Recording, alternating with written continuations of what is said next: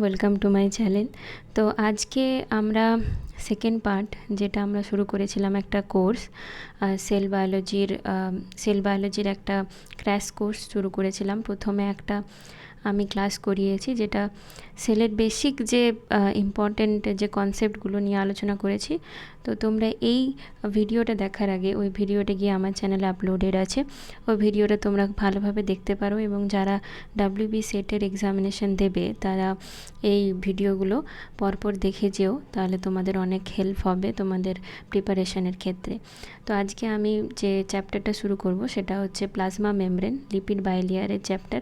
And আমার মনে হয় আজকে এটার পার্ট 1টা আমি করতে পারবো, কারণ এটা একটু বড় আছে।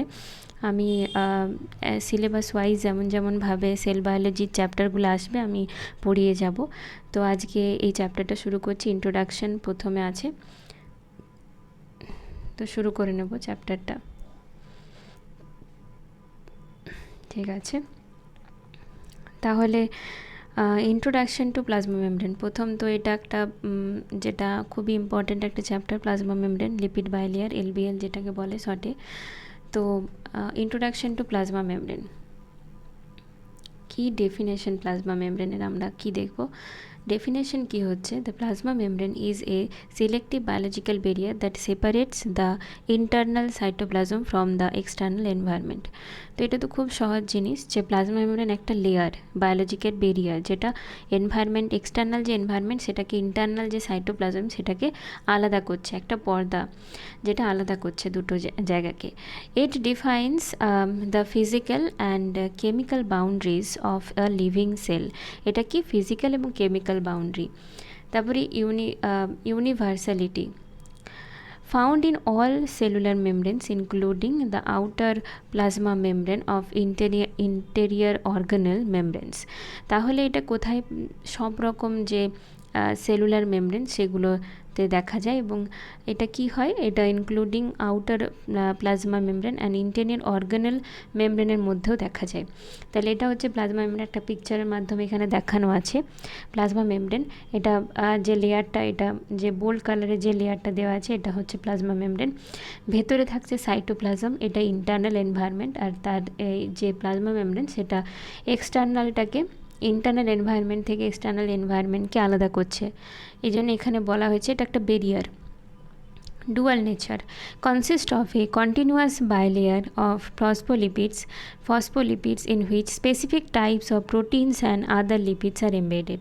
তাহলে এটা অরিজিনালি কি, একটা কন্টিনিউয়াস বাইলেয়ার অফ ফসফোলিপিডস। তো লিপিডস আমরা জানি, সেটাতে ফসফেট গ্রুপ যখন যোগ করা থাকে তখন সেটাকে ফসফোলিপিড বলা হয়। তাহলে দুটো বাইলেয়ার থাকছে, দুদিকে থাকছে ফসফোলিপিড বাইলেয়ার, এবং তার মধ্যে কিছু বিভিন্ন স্পেসিফিক টাইপের যে প্রোটিনসগুলো, সেগুলো প্রোটিনস আর লিপিডগুলো এমবেডেড থাকছে। তাহলে এটাই হচ্ছে আমাদের যে স্ট্রাকচারটা প্লাজমা মেমব্রেন। আরও বিশদে আমরা আলোচনা করব। আদার নেম, কী নাম থাকে এই প্লাজমা মেমব্রেনের, আরও কিছু নাম ধরে ডাকা হয়, যেগুলো হচ্ছে bio membrane, cell membrane or living membrane. এগুলো হচ্ছে আরও যে নামগুলো আছে প্লাজমা মেমব্রেনের। নেক্সট আমরা কি দেখব, কিছু কি ফিচার্স আছে। কি ফিচার্স কি, elasticity and permeability, highly elastic and acts as a selectively permeable barrier blocking the passage of most water soluble molecules। তাহলে এটা হাইলি ইলাস্টিক হয়, এবং এটা সিলেক্টিভলি পারমিয়েবল, মানে কি কিছু জিনিস যাওয়া আসা করতে পারে, পাস করতে পারে, এবং কিছু পারে না। ব্লকিং, কি ব্লক করে, কি পার করতে দেয় না, সেটা হচ্ছে কি passage of most water soluble molecules. Water soluble যে মলিকিউলগুলো সেগুলো পাস করতে দেয় না। কেন? কারণ লিপিড আছে, লিপিড বাইলেয়ার আছে, এটা তো স্বাভাবিক।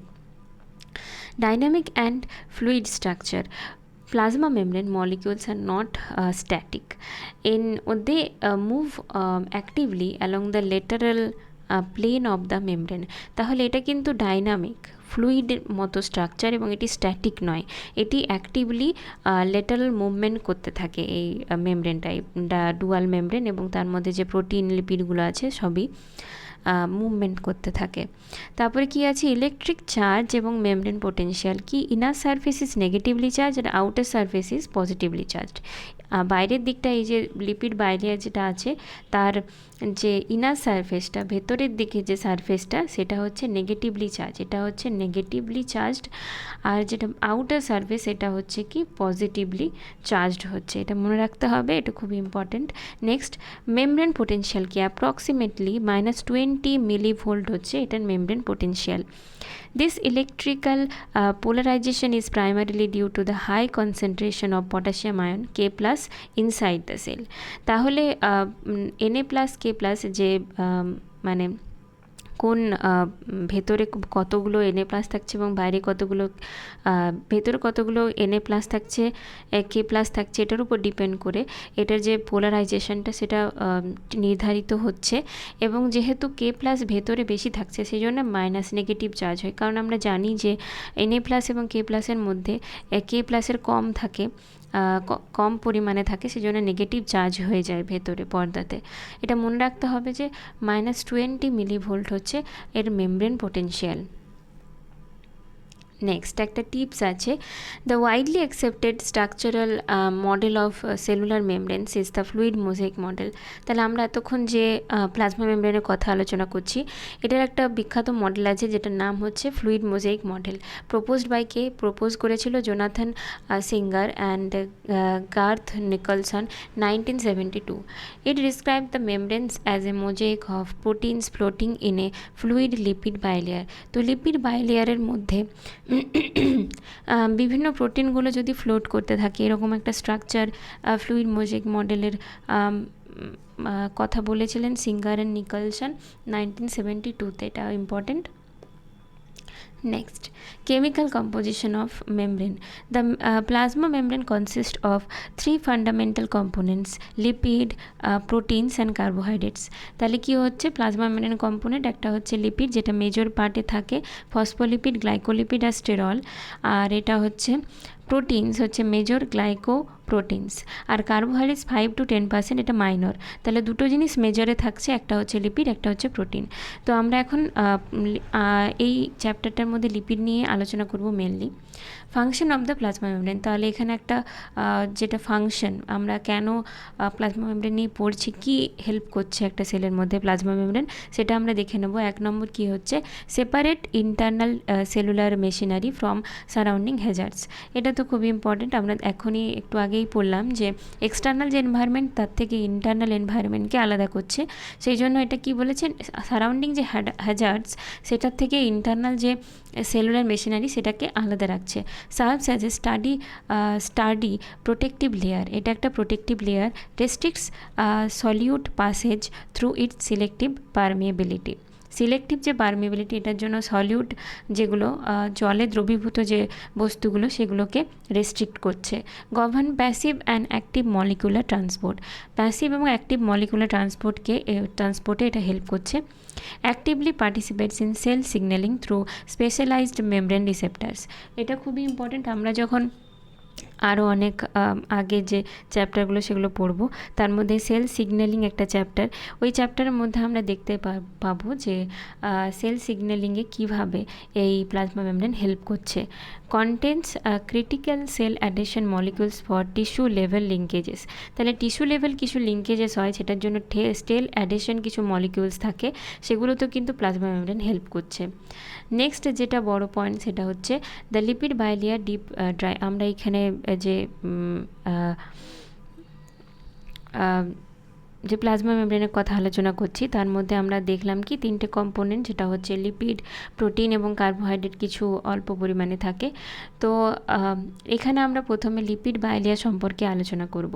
The organizing physical force behind the formation of the lipid bilayer is the hydrophobic interaction. তো এটা খুব ইম্পর্টেন্ট, মনে রাখতে হবে যে লিপিড বাইলেয়ারটা কী করে একসাথে থাকছে, বাইলেয়ার হিসেবে কী করে ফর্ম হচ্ছে, এটা কিসের জন্য হচ্ছে, এটা হাইড্রোফোবিক ইন্টারাকশনের জন্য হচ্ছে। The LBL lipid bilayer consists of a thin film of lipids held together primarily by non-covalent interaction. এখানে non-covalent interactionও থাকছে। Every membrane lipid molecule is amphiphilic. It possesses a split personality relative to water. তাহলে এটা হচ্ছে অ্যাম্পিফিলিক, মানে কি হচ্ছে, এটার মধ্যে একটা পোলার হেড থাকছে যেটা হাইড্রোফিলিক হচ্ছে, মানে ওয়াটার লাভিং আর ওয়াটার সলিউবেল হয়। আর নন পোলার যেটা হচ্ছে টেল রিজিয়ন, সেটা হচ্ছে হাইড্রোফোবিক, যেটা ওয়াটার ফিয়ারিং আর ওয়াটার ইনসলিউবেল হয়। আমরা এই ছবিটার মাধ্যমে দেখে নেব কীভাবে হাইড্রোফিলিক হেডের মধ্যে কী কী থাকছে। সেটা হচ্ছে কি ইথানোল্যামিন, কোলিন অ্যান্ড সেরিন গ্রুপ থাকছে, এটা যে কোনো একটা থাকতে পারে। আর হাইড্রোফিলিক হেড আর কী কী থাকছে, পোলার গ্রুপ থাকছে, ফসফেট থাকছে আর গ্লিসারল থাকছে। তাহলে এখানে যে টেলটা থাকছে সেটা কি স্যাচুরেটেড টেল থাকছে স্ট্রেট, আবার একটা তেল স্যাচুরেটেড থাকছে স্ট্রেট, আর একটা আনস্যাচুরেটেড টেল থাকছে, এখানে একটা নিক থাকছে due to the double bond. তাহলে এটা হচ্ছে একটা লিপিড মলিকিউলের স্ট্রাকচার।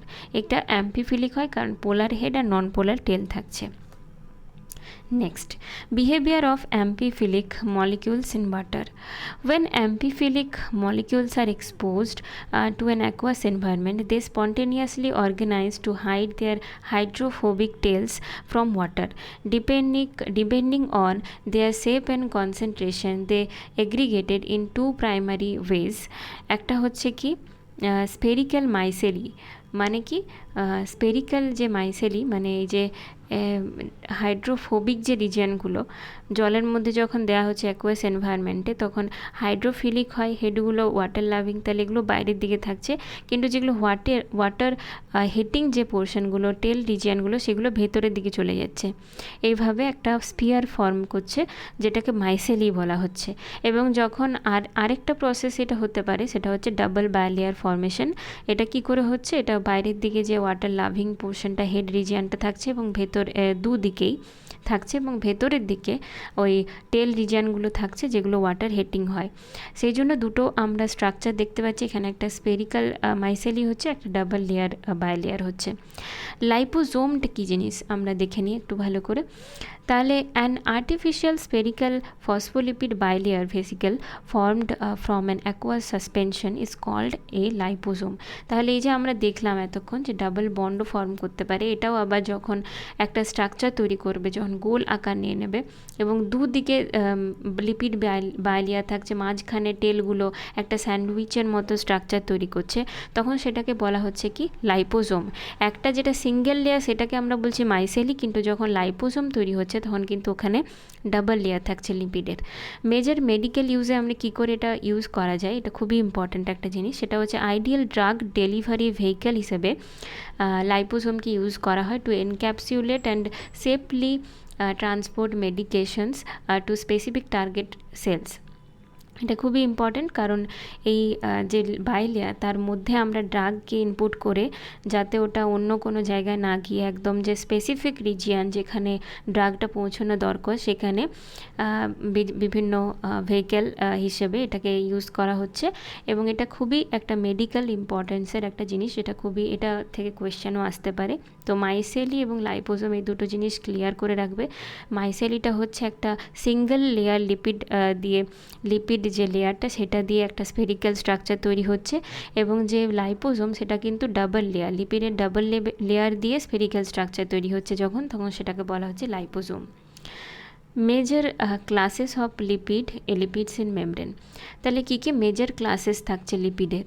আমরা একটু আগেই দেখছিলাম যে ফসফোলিপিডের কথা বলা ছিল, মানে ফসফেট গ্রুপ যদি যুক্ত থাকে লিপিডের সাথে তাহলে তাকে কি বলা হচ্ছে, ফসফোলিপিড। এখানে ফার্স্টেই আছে there are 3 major classes of lipid molecules in lipid cellular membranes. এক নাম্বার হচ্ছে ফসফোলিপিডস, মোস্ট অ্যাবান্ডেন্ট। আর নেক্সট হচ্ছে 2 নাম্বার গ্লাইকোলিপিডস, 3 নাম্বার হচ্ছে sterols such as in cholesterol. এটা যে ফসফোলিপিড সেটার কথাই বলা ছিল মেনলি, কারণ এটা অ্যাবান্ডেন্ট থাকে। তাহলে ফসফোলিপিডটা আমরা দেখে নেব ফার্স্টে, যেটা পয়েন্ট ছিল।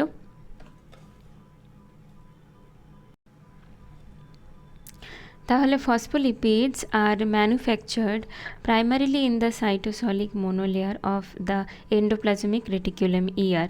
They are characterized into 2 primary structural subgroups. একটা হচ্ছে ফসফোগ্লিসারাইডস or গ্লিসারোফসফোলিপিডস, আরেকটা হচ্ছে কি স্পিঙ্গোলিপিডস। তাহলে ফসফোগ্লিসারাইডসটা কি, এটা কি সাইটোসলিক মোনোলেয়ার অফ দ্য এন্ডোপ্লাজমিক রেটিকুলাম, এই ফসফোলিপিডটা। আর ফসফোগ্লিসারাইডস এটা হচ্ছে অর গ্লিসারোফসফোলিপিডস, এটা কি built on A 3 carbon glycerol backbone, 2 long hydrocarbon chain fatty acids are esterified to carbon 1 and carbon 2. The third carbon, carbon 3, is attached to a phosphate group which links to various amino alcohol groups. তাহলে এটা কি থাকছে, তিনটে থাকছে carbon esterified and 3 carbon glycerol backbone থাকছে, আর এখানে কি লিঙ্ক থাকছে অ্যামাইনো অ্যালকোহল হেড গ্রুপ। তারপরে স্পিঙ্গোলিপিডের কথা যখন আমরা দেখছি, এটা কি হচ্ছে built on a sphingosine backbone instead of glycerol. তাহলে এখানে যে গ্লিসারলটা ছিল, গ্লিসারল 3 কার্বন গ্লিসারল ব্যাকবোন যেটা আমরা দেখলাম, এটা কিন্তু এখানে থাকে না। স্পিঙ্গোলিপিডের ক্ষেত্রে কি থাকছে, এখানে স্পিঙ্গোসিন ব্যাকবোন থাকছে, গ্লিসারল থাকছে না। তো এটাই হচ্ছে এই দুটোর মধ্যে পার্থক্য। এগুলো হচ্ছে ফসফোলিপিডের দুটো ডিফারেন্স, মানে দুটো পার্ট। পিসি এটা মেমোরিটিক ফসফোগ্লিসারাইড হেড গ্রুপ এর চার্জ এবং অ্যাসিমেট্রি যেটা থাকে, হেড গ্রুপে কি কি চার্জ থাকছে, কী রকম থাকছে, সেটা 3টে পয়েন্ট এখানে লেখা আছে। প্রথম হচ্ছে পিসি মানে কি হচ্ছে ফসফোটাইডিল কোলিন এবং স্পিঙ্গোমাইলিন, এটা নেট জিরো চার্জ এদের, found on the outer leaflet, এরা আউটার লিফলেটে পাওয়া যায় এদেরকে। পিই মানে হচ্ছে phosphatidyl ethanolamine, net zero charge, found in the inner leaflet. এই দুটো কি পিসি আর এসএমটা কি ছিল আউটার লিফলেটে, কিন্তু পিই ইথানোল্যামিন এটা হচ্ছে কি ইনার লিফলেটে পাওয়া যায়। পিএস মানে হচ্ছে কি ফসফোটাইডিল সেরিন, এটা নেট নেগেটিভ চার্জ, এটা কিন্তু নেগেটিভ চার্জ হয় ফসফোটাইডিল সেরিনটা, এটা ইনার লিফলেটে পাওয়া যায়। তাহলে মেনলি দুটো যে কম্পোনেন্ট ফসফোটাইডিল কোলিন এবং স্পিঙ্গোমাইলিন, এরা নেট জিরো চার্জ হয় এবং এদেরকে আউটার লিফলেটে দেখা যায়। ফসফোটাইডিল ইথানোল্যামিনও নেট চার্জ জিরো হয়, কিন্তু এটাকে ইনার লিফলেটে পাওয়া যায়। আর ফসফোটাইডিল সেরিন নেগেটিভ চার্জের হয়, এদেরকে ইনার লিফলেটে পাওয়া যায়। এগুলো important. Next, deep profile of major phospholipids. তাহলে ওই যেগুলো আমরা পড়লাম এতক্ষণ, যে হেড গ্রুপের মধ্যে কি কি কম্পোনেন্ট থাকছে, সেগুলো নিয়ে আমরা বিশদে এবার আলোচনা করব। ফসফোটাইডিল ইথানোল্যামিন পিই, এটা কি consist of glycerol esterified with 2 fatty acid plus 1 phosphoric acid plus an ethanolamine head. এটা কি একটা ইথানোল্যামিন হেড থাকে, মানে যেটা পিই হেডযুক্ত যে ফসফোলিপিডটা, সেটাতে কি হচ্ছে না গ্লিসারল এস্টেরিফাইড 2 ফ্যাটি অ্যাসিড থাকছে, তার সাথে 1 ফসফরিক অ্যাসিড থাকছে, আর একটা অ্যান ইথানোল্যামিন হেড থাকছে। Found in all living sales, composed of 25% of all membrane phospholipids. যেহেতু ফসফোলিপিডসের পরিমাণটা সব থেকে বেশি থাকে, এটা তার মধ্যে মানে ফসফোলিপিডের মধ্যে ফসফোটাইডিল ইথানোল্যামিন হেড গ্রুপ যুক্ত যে ফসফোলিপিড, সেটা 25% থাকে ওইগুলোর মধ্যে, ফসফোলিপিডের মধ্যে। Located primarily in the inner cytoplasmic leaflet, carries a net zero charge, most abundant phospholipid in bacteria। তাহলে মেনলি ফসফোলিপিডটা লিপিডের মধ্যে অ্যাবান্ডেন্ট ছিল, আর ফসফোটাইডিল ইথানোল্যামিনটা ফসফোলিপিডের মধ্যে অ্যাবান্ডেন্ট থাকে, ব্যাকটেরিয়ার মধ্যে সব থেকে বেশি পাওয়া যায়। নেক্সট হচ্ছে কি ফসফোটাইডিল সেরিন পিএস, যেটাকে বলা হচ্ছে কম্পোজড অফ 2 ফ্যাটি অ্যাসিডস, একটা গ্লিসারল, তারপরে থাকছে কি ফসফেট, আর a serine amino acid head group. হেডের ক্ষেত্রে কিন্তু চেঞ্জ হচ্ছে, সেই জন্য নামটাও চেঞ্জ হয়ে যাচ্ছে, এখানে সেরিন গ্রুপ থাকছে। Caries a net negative charge, এটা আমরা দেখেছিলাম আগে যে নেগেটিভ চার্জ বহন করছে। Located in the inner leaflet of normal living sales. আচ্ছা, এখানে একটা খুবই ইম্পর্টেন্ট পয়েন্ট, যেটার থেকে কোয়েশ্চেন আসার সম্ভাবনা খুবই বেশি, এটা আগেও এসেছে কোয়েশ্চেন। তো এই যে ক্রিটিক্যাল এই যে কোয়েশ্চেনটা দেওয়া আছে এখানে, এই যে পোর্শনটা খুবই ইম্পর্টেন্ট জিনিস, এটা আমি একটু মার্ক করে দিচ্ছি, এটা হাইলাইট করে দিচ্ছি এখানে। এই যে দাঁড়াও, এটা কী কালারে করব, আচ্ছা গ্রিন, ঠিক আছে। তাহলে এই যে কালারটা হচ্ছে, যে গ্রিন আমি করে দিলাম, এটা কিন্তু খুবই ইম্পর্ট্যান্ট। ক্রিটিক্যাল সিগন্যালিং রোল যেটা কি বলেছে, when a cell undergoes apoptosis, apoptosis, programmed cell death. Apoptosis মানে কি, এটা নিয়ে আমরা আরও পরে আলোচনা করব। সেল সিগন্যালিং এবং ক্যান্সারের যে চ্যাপ্টারটা থাকবে ওটাতে অ্যাপোপ্টোসিস নিয়ে আলোচনা করব। তো মেনলি অ্যাপোপ্টোসিস হচ্ছে প্রোগ্রাম সেল ডেথ, মানে নর্মালি সেলগুলো একটা টাইমের পরে যখন মৃত্যুর দিকে যায়, মানে ওগুলো নষ্ট হয়ে যায়, সেই প্রসেসটাকে অ্যাপোপ্টোসিস বলা হচ্ছে। PS is flipped to the outer leaflet acting as an eat me signal for phagocytic cells। তাহলে এই ফসফোটাইডিল সেরিন যে আছে, যে হেড গ্রুপে থাকে, যে ফসফোলিপিডে, তারা প্রধানত তো এখানে নেট জিরো চার্জ দেওয়া ছিল এবং এরা ইনার লিফলেটের মধ্যে থাকছে, ইনার লিফলেটে। কিন্তু যখন এখানে অ্যাপোপ্টোসিস হচ্ছে, অ্যাপোপ্টোসিসের যখন সিগন্যাল পাওয়া যাচ্ছে, তখন কি হচ্ছে, এই ফসফোটাইডিল সেরিনগুলো ফ্লিপড হয়ে যাচ্ছে আউটার লিফলেটে, acting as an eat me signal for phagocytic cell. এই যে অ্যাপোপ্টোসিস যে সিগন্যালটা, সেটা কিন্তু এরা বলছে মানে আমাকে খেয়ে নাও এসে, ইট মি সিগন্যাল এটাকে বলে ফ্যাগোসাইটিক সেলদেরকে, যাতে এটাকে নষ্ট করে ফেলে। এটা অ্যাপোপ্টোসিসের টাইম হয়ে গেছে, এটাও সিগন্যাল দেয়। তো এটা খুবই ইম্পর্টেন্ট, এটার থেকে কোয়েশ্চেন আসার সম্ভাবনা খুবই বেশি। একটা স্টারও দিয়ে দিচ্ছি আমি এখানে, খুবই ইম্পর্ট্যান্ট। এটা মনে রাখতে হবে যে ক্রিটিক্যাল সিগন্যালিং রোড, এটা থেকে কোয়েশ্চেন আসার সম্ভাবনা খুবই বেশি। নেক্সট আমরা দেখে নেব নেক্সট কী পয়েন্ট আছে। নেক্সট আছে ফসফোটাইডিল কোলিন, PC। এটা হচ্ছে লেসিথিনো, এটার নাম দেওয়া হয়েছে। তাহলে প্রসেসেসে কোলিন হেড গ্রুপ, এটার মধ্যে কোলিন হেড গ্রুপ থাকে, আর predominantly found in the outer leaflet of the membrane, carries a net zero charge, absent in bacterial membrane. এটাও ইম্পর্ট্যান্ট একটা জিনিস, এটা অ্যাবসেন্ট থাকে ব্যাকটেরিয়াল মেমব্রেনের ক্ষেত্রে। ফসফোলিপিডস, এক্সাম্পল স্পিঙ্গোমাইলিন, এটা হচ্ছে SM। এটা কি হচ্ছে, build from sphingosine, a long acyl chain with an amino group NH2 and 2 hydroxyl group OH at one end instead of glycerol। এটাতে গ্লিসারল থাকে না, আমরা আগে দেখেছিলাম। Found in the outer leaflet, carry net zero charge, abundant in myelin sheath. যেহেতু এটা স্পিঙ্গোমাইলিন, এখানে নামটার মধ্যেই মাইলিন আছে, এটা মনে রাখা খুবই সহজ যে এটা অ্যাবান্ডেন্ট থাকে মাইলিন সিথের মধ্যে। Insulates and protects nerve cells, drastically increasing nerve impulse velocity. তাহলে এটা নার্ভের ক্ষেত্রে, নার্ভ সেলের ক্ষেত্রে ইম্পর্টেন্ট, এটা থাকছে। এবং যেহেতু স্পিঙ্গোমাইলিন, মাইলিন নামটার থেকেই এটা বোঝা যাচ্ছে যে এটা মাইলিন সিদের মধ্যে অ্যাবান্ডেন্ট থাকছে। Asymmetry of the lipid bilayer, এখানে একটা ছবির মাধ্যমে, পিক্টোরিয়াল রিপ্রেজেন্টেশনের মাধ্যমে দেখানো হয়েছে কোন কম্পোনেন্টটা আউটার লিফলেটে থাকছে, কোনটা ইনার লিফলেটে থাকছে। তো এখান থেকে আমরা বুঝে নেব। The lipid components of the two leaflets of the bilayer are highly asymmetric, which is functionally crucial. তো ফসফোটাইডিল কোলিন, স্পিঙ্গোমাইলিন, ফসফোটাইডিল ইথানোল্যামিন, ফসফোটাইডিল সেরিন আর ফসফোটাইডিল আইনোসিটল। তাহলে এগুলো হচ্ছে কি, ফসফোটাইডিল কোলিনটা আউটার লিফলেটে থাকছে আর স্পিঙ্গোমাইলিনটা আউটার লিফলেটে থাকছে। ফসফোটাইডিল ইথানোল্যামিনটা ইনার লিফলেটে থাকছে, এটা নেট জিরো হয় এগুলো। আবার ফসফোটাইডিল সেরিনটা কিন্তু নেগেটিভ হয়, এটা কি হচ্ছে, একেবারে ইনার লিফলেটে থাকছে। কিন্তু আমরা পড়েছিলাম যখনই অ্যাপোপ্টোসিসের সিগন্যাল আসছে তখনই এটা আউটার পোর্শনে এখানে ফ্লিপ হয়ে যাচ্ছে, তার ফলে ইট মি সিগন্যাল আসছে এবং এটা অ্যাপোপ্টোসিসের জন্য এটাকে সিগন্যালিংটা বোঝা যাচ্ছে। নেক্সট হচ্ছে কি ফসফোটাইডিল ইথানোল্যামিন, এটা সিগন্যালিংয়ে হেল্প করছে, এটাও ইনার লিফলেটে থাকছে। ফসফোটাইডিল আইনোসিটল, নেক্সট হচ্ছে PI। তাহলে ফসফোটাইডিল আইনোসিটল, এটা আগে ছিল না, এখানে দেওয়া আছে মাইনর বাট ক্রুশিয়াল লিপিড, যেটা এখানে আমরা যেটা দেখলাম এটা আগে পড়িনি আমরা, কিন্তু ফসফোটাইডিল আইনোসিটলটা সিগন্যালিংয়ে হেল্প করছে আর এটা কি ইনার লিফলেটে থাকছে। এটা নেগেটিভ নেট, যেটা নেট চার্জটা জিরো হচ্ছে এখানে।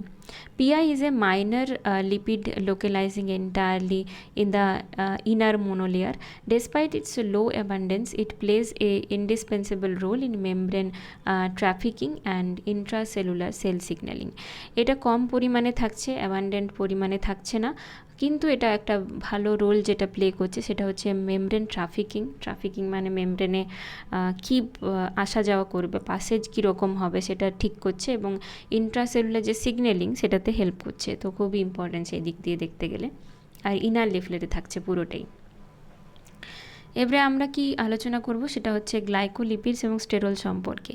তাহলে গ্লাইকোলিপিড কি, structure formed by carbohydrates covalently attached to lipid via a glycosidic bond. Specialized enzymes called glycosyl transferase link to saccharides to the lipid core. তাহলে এটা কি কার্বোহাইড্রেটগুলো কোভ্যালেন্টলি বন্ড দিয়ে মানে বন্ড করে লিপিডের সাথে গ্লাইকোসাইডিক বন্ডের মাধ্যমে। আর এনজাইমসগুলো কি আছে glycosyl transferases link to saccharides to the lipid core. Localization located exclusively in the outer leaflet where their sugar chains extend towards the outwards into the extracellular space. Located exclusively in the outer leaflet, তাহলে এটা কি outer লিফলেটে থাকছে। Glycosides কি হচ্ছে, these are the most complex glycolipids containing one or more sialic acid moieties which gives them a net negative charge. They are highly abundant in the membrane of nerve cell. তাই glycosides কি, these are the most complex glycolipids containing one or more sialic acid moieties আর gives an net negative, এটা আবার negative charge থাকছে। They are highly abundant in the membranes of nerve cell. তো nerve সেলে আমরা স্পিঙ্গোমাইলিন দেখেছিলাম, এখানে কি গ্লাইকোসাইডস গ্যাংলিওসাইডসও থাকছে। ওটা কি সিয়ালিক অ্যাসিড মোইটিসগুলো থাকছে এবং এটা নেগেটিভ চার্জ হচ্ছে। আর অ্যাবান্ডেন্টে থাকছে, অ্যাবান্ডেন্টে কিসে থাকছে, নার্ভে থাকছে। ফাংশন কি হচ্ছে, কি components in cell recognition and addition crucial for structural membrane stability. Determine individual blood types. Pathology note কি হচ্ছে, serves as the entry point for certain bacterial toxins like cholera toxin and viruses like pallioma viruses. তাহলে কি function সেগুলো, একটা হচ্ছে sell adhesion recognition করছে, আর crucial for structural membrane stability, membrane স্টেবিলিটির ক্ষেত্রে ইম্পর্টেন্ট। ডিটারমাইন কী করছে, ব্লাড টাইপ বা ব্লাড টাইপ কী হবে সেটা ডিটারমাইন করছে। প্যাথোলজি কী হচ্ছে না, serve as entry point for certain bacterial toxins, cholera toxins and viruses, polyoma viruses. Steroids, steroids কী কী থাকছে, steroid alcohols are distinct subgroups of membrane lipids, they differ across kingdoms. একটা কি হচ্ছে অ্যানিমালসের ক্ষেত্রে থাকছে কি cholesterol, extremely vital for animal membrane structure. প্লান্টসের ক্ষেত্রে phytosterols includes campesterol, stigmasterol and sitosterol. Fungi হচ্ছে কি ergosterol, specific fungal marker, larger target of antifungal drugs. আর প্রোক্যারিওটস হচ্ছে অ্যাবসেন্ট থাকে sterol, only phospholipids are present in bacteria. তাহলে এখানে কি বলা যে কী কী টাইপের স্টেরল থাকছে, অ্যানিম্যালের ক্ষেত্রে কোলেস্টেরল থাকছে extremely vital for animal membrane স্ট্রাকচারের ক্ষেত্রে। প্লান্টসের ক্ষেত্রে ফাইটোস্টেরল থাকছে, ইনক্লুডস ক্যাম্পেস্টেরল, স্টিগমাস্টেরল, সাইটোস্টেরল। ফাঙ্গির ক্ষেত্রে আর্গেস্টেরল থাকছে, specific fungal marker, target of antifungal drugs. এখানে কোনো ফাঙ্গাল যে যদি রোগ হয় তাহলে ড্রাগের মাধ্যমে ফাঙ্গালগুলোকে মারার জন্য কিছু মার্কার তাদেরকে টার্গেট করে, তো সেই জন্য এটা খুব ইম্পর্টেন্ট আর্গেস্টেরল। আর প্রোক্যারিওটসদের ক্ষেত্রে অ্যাবসেন্ট থাকছে only phospholipids are present in bacteria. The bidirectional role of cholesterol in membrane fluidity. Bidirectional কী হচ্ছে, এটাও খুব ইম্পর্ট্যান্ট একটা জিনিস, এটা মনে রাখতে হবে। Cholesterol is randomly interspread among phospholipid serving as bidirectional membrane fluidity buffer. তাহলে অ্যাট হাই টেম্পারেচার দুরকমভাবে হয় কি, যখন তাপমাত্রা অনেক বেশি হয়ে যায়, হাই টেম্পারেচার থাকে, তখন কি হয়, cholesterol restricts and lipid phospholipid movement, stabilizing the membrane and raising its melting point. তাহলে কি হয় তখন, কোলেস্টেরলটা ফসফোলিপিড মুভমেন্টকে রেস্ট্রিক্ট করে দিচ্ছে, stabilizing the membrane and raising its melting পয়েন্টটাকে বাড়িয়ে দিচ্ছে হাই টেম্পারেচারে। আর লো টেম্পারেচারে কী হচ্ছে, it inserts itself between the fatty acid hydrocarbon tails, preventing them from packing clusters, thus preventing freezing, stiffness and crystallization. কারণ লো টেম্পারেচারে ক্রিস্টালাইজেশন হয়ে যাওয়ার সম্ভাবনা থাকছে, সেই জন্য এরা কী হচ্ছে, ফ্যাটি অ্যাসিডের মাঝখানে, হাইড্রোকার্বন টেলের মাঝখানে এরা থাকছে, সেই কারণে প্রিভেন্ট করছে কি ক্লাস্টারিংটাকে, এবং ফ্রিজিং, স্টিফনেস অ্যান্ড ক্রিস্টালাইজেশনটাকে প্রিভেন্ট করছে, মানে মোটামুটি ফ্লুইড রাখতে হেল্প করছে লো টেম্পারেচারে। হাই টেম্পারেচারে মেল্টিং পয়েন্টটাকে ইনক্রিজ করছে যাতে এটা নষ্ট না হয়ে যায় যে বাইলিয়ারটা। নেক্সট, একটা সামারি টেবিল দেওয়া আছে এখানে, যে কী আমরা দেখলাম এই মেমব্রেন ফ্লুইডিটি সম্পর্কে। Factors influencing membrane fluidity. High টেম্পারেচারে কী হচ্ছে, increases fluidity. Short fatty acid chains increases fluidity. Short fatty acid chains গুলো কি হচ্ছে, increase fluidity, less van der Waal interaction. Unsaturated fatty acid chain increases fluidity, nicks prevent packing, increases fluidity এটাও। Saturated fatty acid chain কি করছে, decrease fluidity, tight ordered packing। আর cholesterol কী করছে, acts as buffer, stabilizing hot, prevents freezing when cold। তাহলে high টেম্পারেচারে fluidity increase করছে মেমব্রেনের, আর short যখন fatty acid chain থাকছে তখনও ইনক্রিজ হচ্ছে মেমব্রেন ফ্লুইডিটি, কারণ ভ্যান্ডার ওয়াল ইন্টারাকশনটা কম হচ্ছে। আনস্যাচুরেটেড ফ্যাটি অ্যাসিড যখন থাকছে বেশি পরিমাণে তখন কি হচ্ছে, ইনক্রিজ ফ্লুইডিটি, কারণ নিক্স প্রিভেন্ট প্যাকিংটাকে প্রিভেন্ট করছে নিক। যেহেতু আমরা দেখেছিলাম একটা টেল সোজা থাকছে, একটা এরকম যদি বাঁকা থাকে তাহলে কিন্তু এটা প্যাকিং হতে মানে বাধা দেবে, সেজন্য আনস্যাচুরেটেড ফ্যাটি অ্যাসিড বেশি হলে ফ্লুইডিটি বাড়াচ্ছে। আর স্যাচুরেটেড ফ্যাটি অ্যাসিড চেন যখন থাকছে ডিক্রিজেস ফ্লুইডিটি, এটা কিন্তু ডিক্রিজ করছে। টাইট অর্ডার্ড প্যাকিং, এটা প্যাকিং করতে হেল্প করছে। আর কোলেস্টেরলটা অ্যাক্ট করছে বাফারের মতো, স্টেবিলাইজ করছে হট এবং প্রিভেন্ট করছে freezing into cold winter conditions. আচ্ছা, তারপরে আমরা পড়ে নেবো আর একটা খুব ভালো কনসেপ্ট, যেটা কি, সেটা হচ্ছে lipid rafts and lipid dynamics. তাহলে লিপিড র্যাপটাও খুব ইম্পর্ট্যান্ট একটা point. Lipid rafts are specialized dynamic microdomains within the outer leaflet of plasma membrane. Composition কি থাকছে, composed by dense highly ordered clusters of sphingolipids, glycolipids and cholesterol paired with specific GPI anchored proteins. তাহলে এই mainly phospholipids, glycolipids আর cholesterol থাকছে, আর GPI anchored proteins থাকছে। Function কি হচ্ছে, serve as organizing signaling centers to pull essential receptors together, act as regulatory hubs for cellular transport and endocytosis। তাহলে serves as organizing signaling centers to pull essential receptor together। মানে signalling centre যেটা essential রিসেপ্টরগুলোকে একসাথে রাখছে, আর acts as regulatory hub for cellular transport and endocytosis. Regulatory hub হিসাবে কাজ করছে, যেটা সেলুলার যে ট্রান্সপোর্ট আর এন্ডোসাইটোসিস সেটাকে নিয়ন্ত্রণ করছে। নর্মাল বাইলেয়ার, এরকম নর্মাল বাইলেয়ার থাকছে মেমব্রেনের মধ্যে, কিন্তু যেখানে লিপিড র্যাপ থাকছে সেখানে এই ধরনের একটা স্ট্রাকচার তৈরি করছে। আর এটার মধ্যে কি কি থাকছে, এখানে আমরা যেটা দেখলাম, স্ফিঙ্গোলিপিড থাকছে, গ্লাইকোলিপিড থাকছে আর কোলেস্টেরল থাকছে। টাইপ অফ লিপিড মুভমেন্ট, তাহলে আমরা এতক্ষণ লিপিড র্যাপ নিয়ে আলোচনা করলাম, এবারে আমরা মুভমেন্টগুলো নিয়ে আলোচনা করব যে কী রকমের মুভমেন্ট হয় লিপিড বাইলেয়ার মধ্যে। Lipid bilayer components undergo constant dynamic motion. Lateral diffusion হচ্ছে extremely rapid and common. Lateral diffusion এদিক থেকে এদিকে যেটা মুভমেন্ট হচ্ছে সেটা। আবার রোটেশনাল থাকছে, এখানে ফ্লিপ ফ্লপ থাকছে, ফ্লেকশন থাকছে, রেয়ার বাট রিকোয়ার এনজাইমস।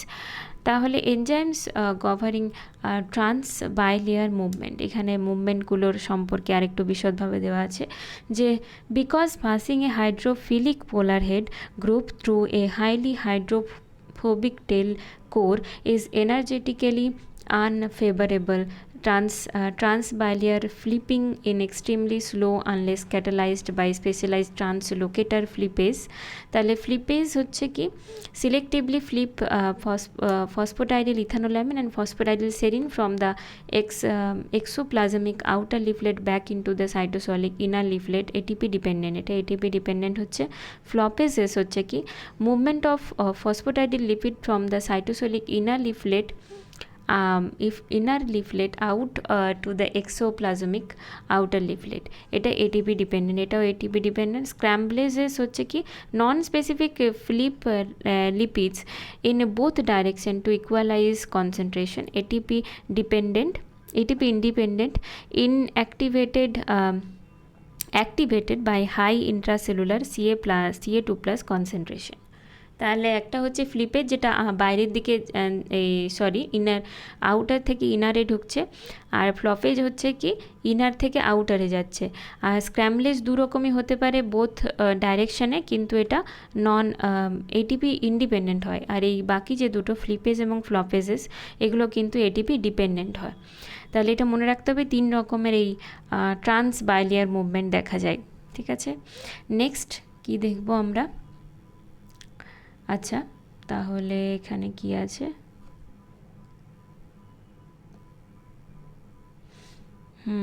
একটাই পোর্শন আছে, এটাও পড়ে নিচ্ছি আমরা। তাহলে লিপিডটা মোটামুটি শেষ হবে আমাদের। পরের দিন আমরা তাহলে প্রোটিনটা নিয়ে আলোচনা করব। নেক্সট হচ্ছে কি methods to study membrane dynamics. এগুলো হচ্ছে কিছু টেকনিক। আমরা আগের দিনও সেলের একটা টেকনিক পড়েছিলাম, সেল ফ্র্যাকশনেশন টেকনিক, এবং এখানে আমরা ফ্র্যাপ টেকনিকের সম্পর্কে আলোচনা করব, যেটা হচ্ছে fluorescence recovery after photo bleaching. এটা কি? FRAP is a powerful microscopy technique used to visually observe and quantify the lateral diffusion rate of membrane in a living cell. তাহলে লেটারালি কী করে মুভমেন্টটা হচ্ছে লিপিড বাইলিয়ারের মধ্যে, সেটাকে আমরা এই প্রসেসের মাধ্যমে দেখছি। এটা কি ইউনিফর্মলি লেভেল। সেকেন্ড কি ফটো ব্লিচ স্পট, এখানে একটা স্পট তৈরি হলো যেটা লেজার দিয়ে তৈরি করা হয়, এবং রিকভারি ডিফিউশন হচ্ছে। নেক্সট এই গ্রাফটার মাধ্যমে আমরা দেখব, এটা হচ্ছে কি এক্সাম গ্রাফ। এটা interprets a FRAP curve. A typical FRAP graph plots fluorescence intensity versus time. It directly yields the lateral mobility coefficient. তাহলে এটা হচ্ছে কি ফ্লোরোসেন্স ইন্টেন্সিটি, এইদিকে ব্লিচ হচ্ছে, এটা মোবিলিটি ফ্র্যাকশন। এটা ব্লিচ হচ্ছে, প্রি ব্লিচ কন্ডিশনে থাকছে, দেন ব্লিচ হচ্ছে, তারপরে এগুলো আস্তে আস্তে আবার সেই জায়গাতে পৌঁছে যাচ্ছে কিছুক্ষণ পরে মোবিলিটি হওয়ার পরে। এটা ব্লিচ যখন হচ্ছে তখন যে ফ্লুorescence ইন্টেন্সিটি সেটা কমে যাচ্ছে, একদম ডিপ পড়ে যাচ্ছে, কিন্তু যখন আস্তে আস্তে টাইম যাচ্ছে ওরা মোবিলিটি শো করে নিয়ে ওটা আবার ওই জায়গাতে একেবারে প্রি ব্লিচ কন্ডিশনে পৌঁছাতে পারছে না, কিন্তু মোটামুটি তার কাছাকাছি পৌঁছে যাচ্ছে। তার জন্য এটা মোবিলিটি যে হচ্ছে সেটার একটা প্রমাণ, এটাকে আমরা দেখতে পাচ্ছি। তাহলে তারপর কি হচ্ছে সেল ফিউশন এক্সপেরিমেন্ট। আরেকটা এক্সপেরিমেন্ট আছে কি সেল ফিউশন, এটা হচ্ছে ফ্রাইয়ার এডিডিন এক্সপেরিমেন্টও বলে। এটা কি human and mouse cell are labelled with distinct fluorescent surface marker, red for human and green for mouse. The cells are fused to create a heterokaryon. Result immediately after fusion, markers are separate within 30 to 40 minutes. The colors become completely intermixed, proving direct lateral movement. তাহলে যখন এটা mix করা হচ্ছে human আর mouse সেলকে, red দেওয়া হচ্ছে human সেলকে, green দেওয়া হচ্ছে মাউসকে, তারপর যখন ফিউজ করা হচ্ছে এটা হেটেরোক্যারিয়ন তৈরি করা হচ্ছে, 30 থেকে 40 মিনিটসের পরেই যে কালারটা সেটা কিন্তু ইন্টারমিক্স করে যাচ্ছে, যেহেতু ওটা মুভমেন্টটা হচ্ছে লেটারাল মুভমেন্ট। তারপরে কি হাইড্রোপ্যাথি প্লট, আরেকটা যেটা আছে যে টেকনিক, সেটা হচ্ছে কি হাইড্রোপ্যাথি প্লট।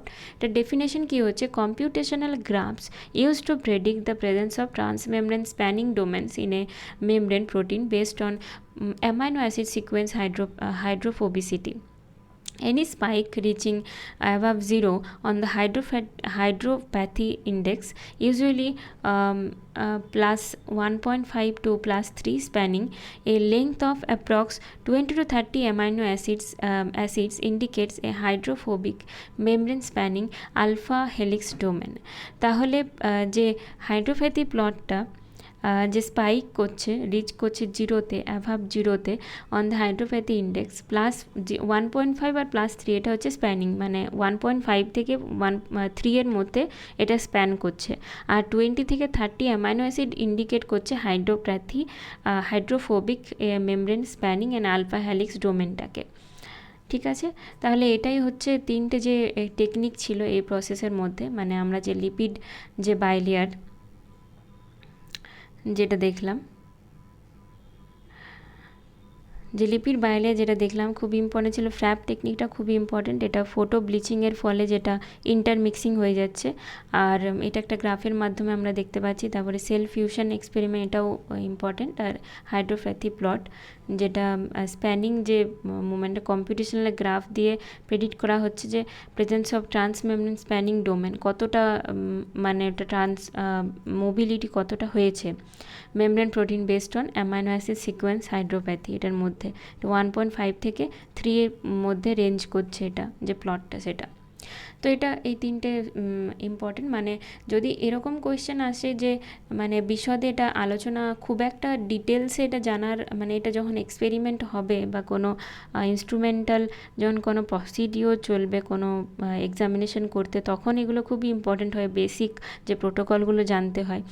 কিন্তু মেনলি যদি এটা নাম ধরে দিয়ে দেয় যে হাইড্রোপ্যাথি প্লট, সেলফ ফিউশন এক্সপেরিমেন্ট এবং এই যে ফ্র্যাপ টেকনিক, এগুলো কী ক্ষেত্রে কাজে লাগে, তখন যে অপশানগুলো দেওয়া থাকবে তার মধ্যে সেল বায়োলজিতে বা মেমব্রেন প্রোটিন মোবিলিটি এর ক্ষেত্রে এগুলো কাজ করে, এরকম ধরনের কোনো যদি পয়েন্ট থাকে তাহলে সেটা ওটা রাইট অপশান হবে। এটা এই যে টেকনিকগুলো আলোচনা করলাম, মোটামুটি একটা কনসেপ্ট দেওয়ার চেষ্টা করলাম। এটা আরও অনেক বড় জিনিস, অনেক প্রোটোকল থাকে, অনেক কিছু জানতে হয়, সেগুলো জানতে গেলে আরও ডিটেলসে এক একটা চ্যাপ্টার নিয়ে এক একটা ক্লাস হয়ে যাবে। তো সেই জন্য আমি একটা ছোট মানে কনসেপ্ট দিলাম যে ফ্র্যাপ টেকনিক এবং এই সেল ফিউশন এক্সপেরিমেন্ট, হাইড্রোপ্যাথি প্লট, এগুলো কিন্তু সেল বায়োলজির ক্ষেত্রে প্রয়োগ করা হয় এবং লিপিড বাইলিয়ারের মধ্যে মেমব্রেন মোবিলিটিটাকে দেখার জন্য এই যে টেকনিকগুলো সেগুলো ইম্পর্টেন্ট হয়। তাহলে এগুলো যদি কোয়েশ্চেন আসে তাহলে ওই অপশানটা রাইট অ্যান্সার হবে। আমরা অনেক কিছু পড়লাম আজকে, পুরো লিপিডটা মোটামুটি শেষ করে ফেলেছি আজকের এই ক্লাসে। তো খুব ভালো করে তোমরা আবার এগুলোকে আরও ক্লাসটাকে বারবার করে দেখতে পারো। এবং খুবই ইম্পর্ট্যান্ট আজকের যে চ্যাপ্টারটা লিপিড বাইলেয়ার, খুবই ইম্পর্ট্যান্ট প্লাজমা মেমব্রেনের ক্ষেত্রে। পরের দিন আমরা প্রোটিন পড়বো, এটাও একটা মেজর পার্ট, তো প্রোটিনও খুবই ইম্পর্ট্যান্ট। এই চ্যাপ্টারগুলো ভালো করে পড়বে এবং যা যা কোয়েশ্চেন আসবে সেগুলো আশা করি এই যে চ্যাপ্টারটা সেটার থেকে তোমরা ভালো করে অ্যান্সার দিতে পারবে। এবং যদি ডিটেলসে চ্যাপ্টারটা পড়া হয় তাহলে যদি বেসিক কোয়েশ্চেন আসে সেগুলো তো পারা যাবেই, তার সাথে সাথে ডেপথ যদি কোয়েশ্চেন আসে কোনো, সেগুলো খুব ভালোভাবে কনসেপ্ট ক্লিয়ার থাকলে আমরা করে ফেলতে পারবো অপশান দেখেই, এলিমিনেশন পদ্ধতির মাধ্যমে যে কোনোভাবে। তো প্রথমে আমরা আলোচনা করলাম ইন্ট্রোডাকশন, তারপরে কিছু কি ফিচার্স ছিল। নেক্সট আমরা আলোচনা করলাম পার্টগুলো মেমব্রেনের, তার মধ্যে থেকে আমরা আজকে একটা পার্ট আলোচনা করলাম যেটা লিপিড পোর্শনটা, বাইলেয়ার পোর্শনটা, তার মধ্যে লিপিড মলিকিউল কেমন থাকে, কী কী স্ট্রাকচার হতে পারে, স্পেরিক্যাল, মাইসেলি, লাইপোজোম, এগুলো খুবই ইম্পর্টেন্ট, লাইপোজোমটা ভালো করে পড়বে। এবং এখানে যেটা ছিল স্পেরিক্যাল, মাইসেলি, তার মধ্যে আমরা লিপিড বাইলেয়ারের মধ্যে কী কী পার্ট দেখতে পাচ্ছি, কী রকম লিপিড দেখতে পাচ্ছি, ফসফোলিপিড, গ্লাইকোলিপিড আর স্টেরল। ফসফোলিপিডের মধ্যে কী কী থাকছে, কেমন কেমন হেড মানে গ্রুপগুলোতে কী কম্পোনেন্ট থাকছে, কারা বাইরে থাকছে, কারা ভেতরে থাকছে, ক্রিটিক্যাল যে একটা পয়েন্ট ছিল এখানে অ্যাপোপ্টোসিসের ক্ষেত্রে বাইরে চলে যাচ্ছে ফসফোডাইলিসের, এটা খুবই ইম্পর্টেন্ট, এটা থেকে কোয়েশ্চেন আসতেই পারে। তারপরে ফসফোডাইলিল কোলিন এবং এগুলো যা ছিল এগুলো আমরা দেখলাম। আয়নোসিডল, এটা ইথানো ফসফোডাইলিল আয়নোসিডল, এটাও ইম্পর্টেন্ট সিগন্যালিংয়ের ক্ষেত্রে। নেক্সট আমরা দেখলাম গ্লাইকোলিপিড, স্টেরল সম্পর্কে। এবং এটার মধ্যে সব থেকে এই জায়গাটা থাকবে ইম্পর্টেন্ট, কোলেস্টেরল, আর্গোস্টেরল কোথায় থাকে, এটা একটা কোয়েশ্চেন আসতে পারে। তাছাড়া ফাইটোস্টেরল, কী কী ফাইটোস্টেরল থাকে, ক্যাম্পেস্টেরল, স্টিগমাস্টেরল এবং সাইটোস্টেরল, এগুলো থাকতে পারে। নেক্সট থাকতে পারে এটা খুবই ইম্পর্টেন্ট, যেটা ফ্লুইডিটিটাকে কীভাবে মেনটেন করছে কোলেস্টেরল, হাই টেম্পারেচারে কী করছে এবং লো টেম্পারেচারে কী করছে, এটা সম্পর্কে আসতে পারে। এবং এই যে এগুলো দেখতে হবে, এই লাস্টের পয়েন্টটা খুবই ইম্পর্টেন্ট এটা। নেক্সট আমরা যেটা দেখলাম এই যে পয়েন্টগুলো, লিপিড র্যাপ্টের মাধ্যমে কী কী হচ্ছে, ফ্লপেজ, এটাও খুবই ইম্পর্টেন্ট, ফ্লপেজ এবং স্ক্র্যামব্লেজেস, মানে আউটার থেকে ইনার থেকে আউটার কোনটা কোন দিকে যাচ্ছে, এটা পড়তে হবে ভালো করে এই জায়গাগুলো। আর এগুলো তো আমরা বললামই যে এগুলো থেকে কেমন কোয়েশ্চেন আসতে পারে। তাহলে আজকের এই চ্যাপ্টারটা, এটা সেকেন্ড যে চ্যাপ্টার আজকে ভিডিও সেটা দিলাম, লেসনটা আমরা পড়লাম আজকে। ফার্স্টের দিন একটা ভিডিও আমি যেটা আগেই বলেছি, যে আরেকটা ভিডিও আমি দিয়েছি যেটা সেল বায়োলজির যে বেসিক কনসেপ্টগুলো সেগুলো ক্লিয়ার করছে। আজকের এই চ্যাপ্টারটার মধ্যে আমরা প্লাজমা মেমব্রেনের লিপিড বাইলেয়ারের যে পোর্শনটা, লিপিডের যে পোর্শনটা, সেটা আমরা আলোচনা করলাম। পরের দিন আমরা প্লাজমা মেমব্রেনই আলোচনা করব, কিন্তু তখন প্রোটিনের ক্ষেত্রে কী কী প্রোটিন থাকছে, কী রকম থাকছে, কাজ কী, সেগুলো আমরা আলোচনা করব।